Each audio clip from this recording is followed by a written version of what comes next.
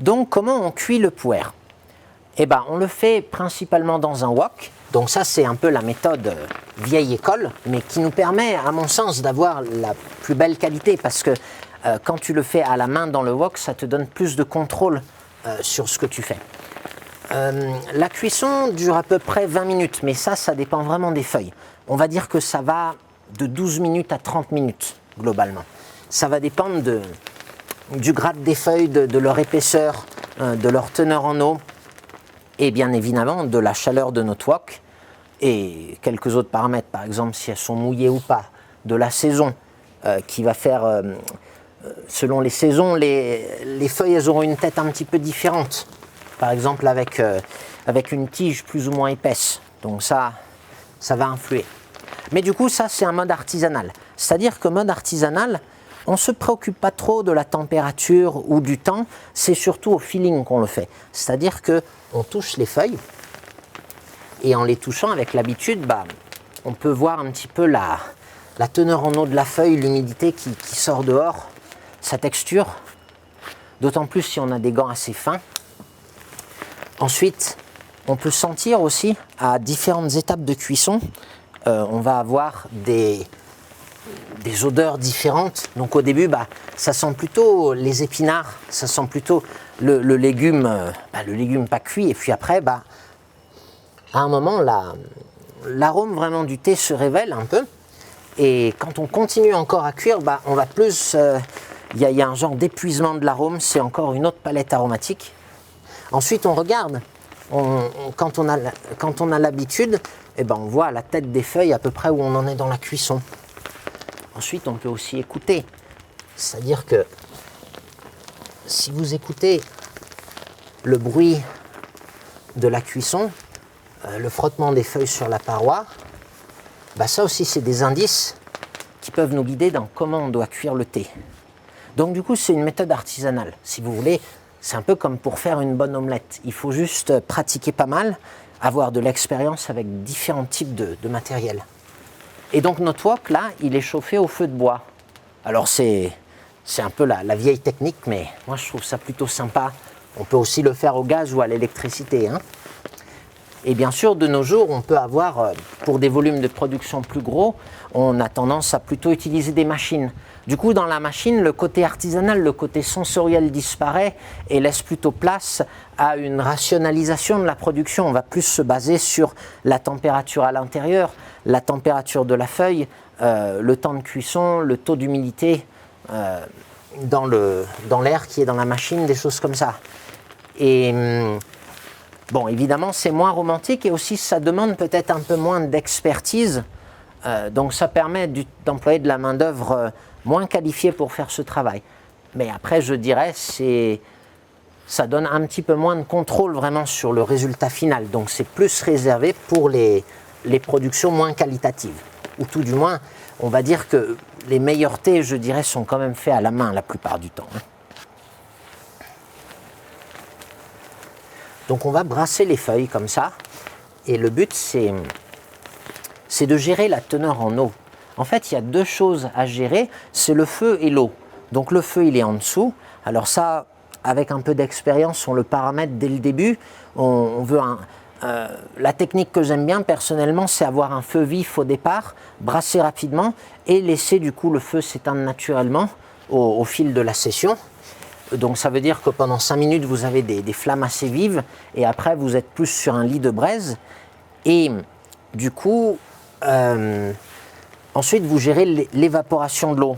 Donc au début, comme il y a un gros feu, en fait, il faut brasser assez vite comme ça pour éviter que les feuilles elles brûlent.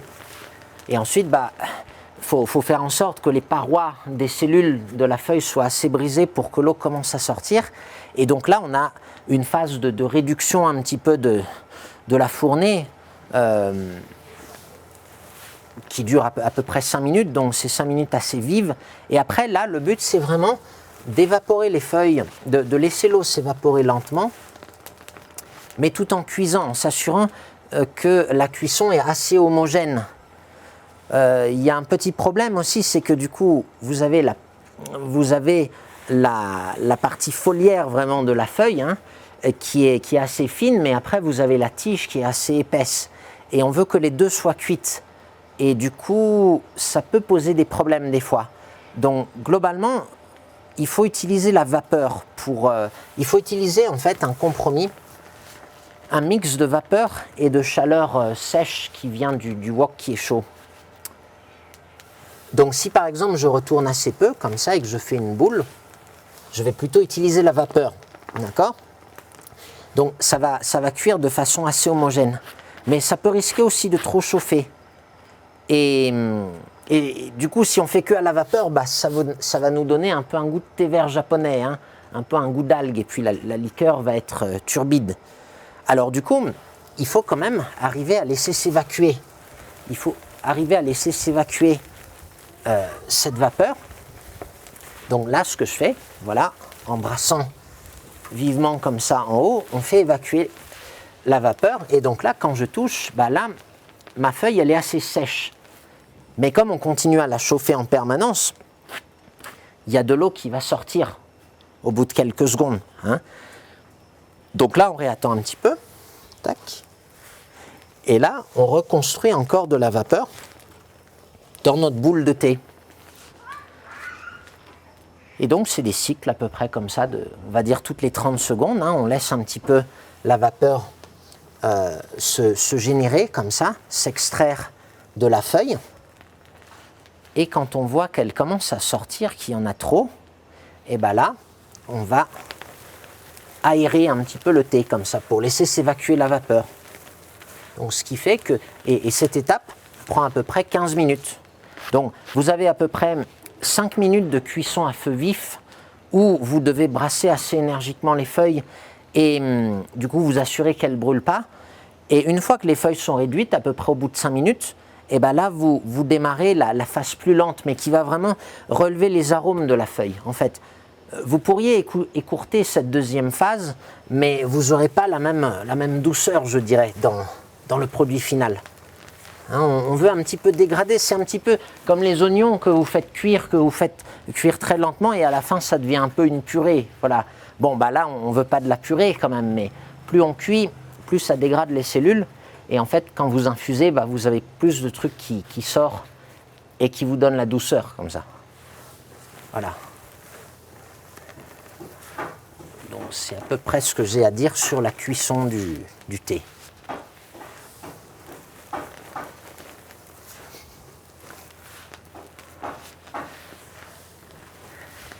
Et donc là, vous voyez aussi qu'à mesure qu'on cuit, la feuille devient plus jaune.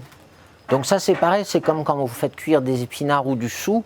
Au début, c'est vert foncé, et plus vous le faites cuire, plus ça devient jaune. C'est parce que la chaleur dégrade aussi la chlorophylle.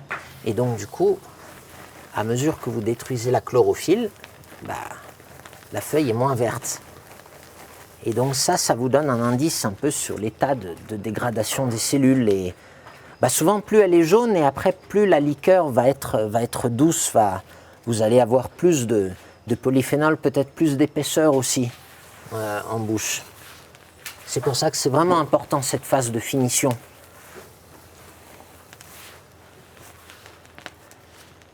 Alors après, dernier truc, il faut surtout pas que les feuilles elles sèchent dans le wok, parce que sinon on va faire du thé vert. Et c'est quoi la grosse différence entre le puer et le thé vert?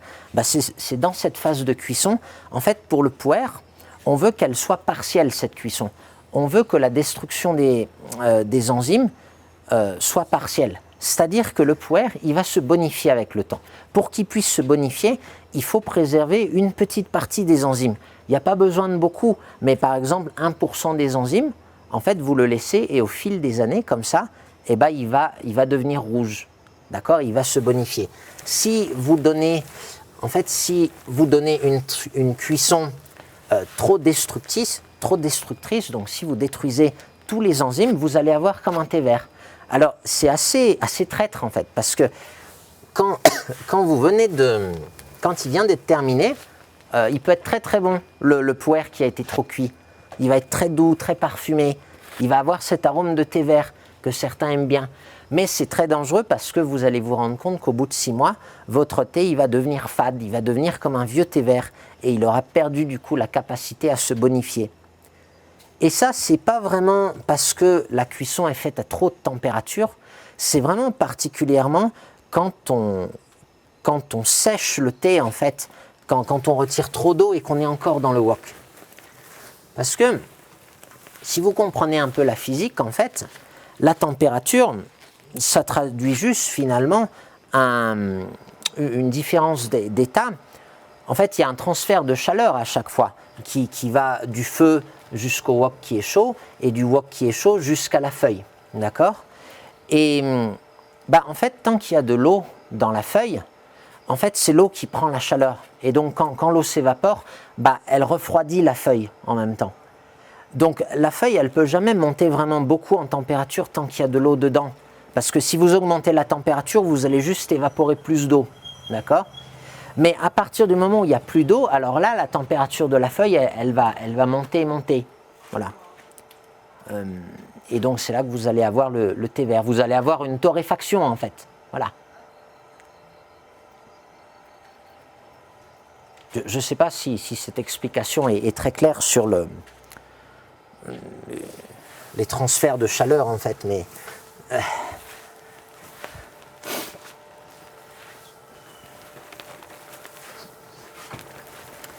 Donc là, voilà, on a notre feuille qui se jaunit. Là, je sens que c'est un petit peu humide. Alors, je vais le secouer un petit peu pour vraiment être sûr de faire évaporer l'eau.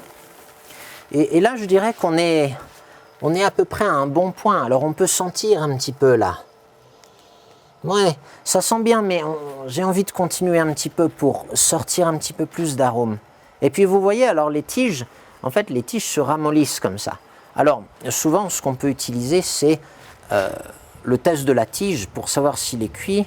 Vous la pincez, et si ça casse pas, c'est que c'est cuit. Voilà. Bon. Alors ça, c'est évidemment, c'est un petit peu le test de grand-mère, hein, et c'est pas forcément vrai à tous les coups. Mais généralement, si la tige elle casse, en fait, on n'a pas assez chauffé la tige, on n'a pas assez dégradé les cellules, et il y a encore beaucoup d'enzymes actives dans les tiges. Et une fois que le thé sera sec, en fait, les tiges elles vont devenir rouges. Donc là, si vous avez une cuisson pas assez forte, en fait, vous allez avoir des feuilles vert foncé et des tiges rouges. Et après, vous allez avoir un profil aromatique particulier. Alors, il n'y a pas vraiment une bonne manière exacte de bien cuire le thé. En fait, on va dire qu'il y a un spectre. Hein, il y a une plage dans laquelle on peut dire que c'est du poids acceptable. Donc, grosso modo, il faut qu'il soit cuit pour que l'oxydation soit arrêtée à un certain degré quand même, que ça ne devienne pas du thé noir après une semaine. D'accord ? Donc voilà, à l'extrême, ce serait par exemple d'avoir les tiges rouges et puis les feuilles très foncées. En fait, c'est vrai que ça peut surprendre cet arôme, mais après l'intérêt, c'est que ça change assez rapidement, ça s'oxyde rapidement. Donc si vous comptez juste le bonifier pendant 5 ans, par exemple, au bout de 5 ans, vous allez avoir un thé assez rouge, vu que vous avez gardé pas mal d'enzymes.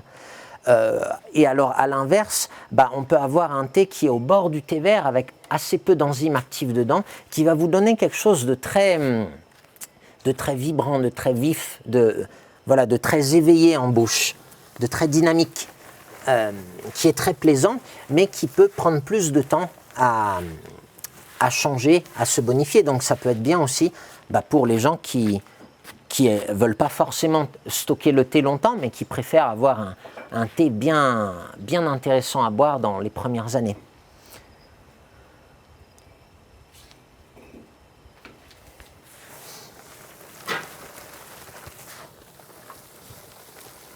Voilà, et donc là, on est à peu près bon là. Là, quand on sent, là, voilà, ça sent le légume épuisé, vraiment. Et là, on a les premiers arômes du thé. C'est vraiment magique, cette odeur, hein, parce que ça pénètre vraiment au fond des poumons.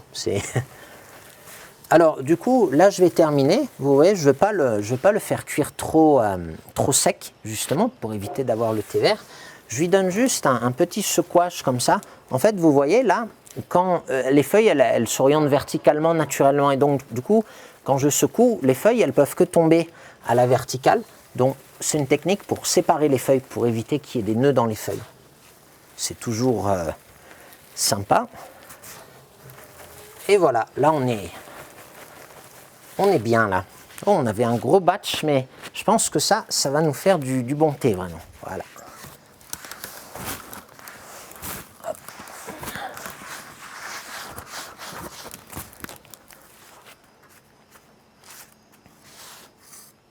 Hop là.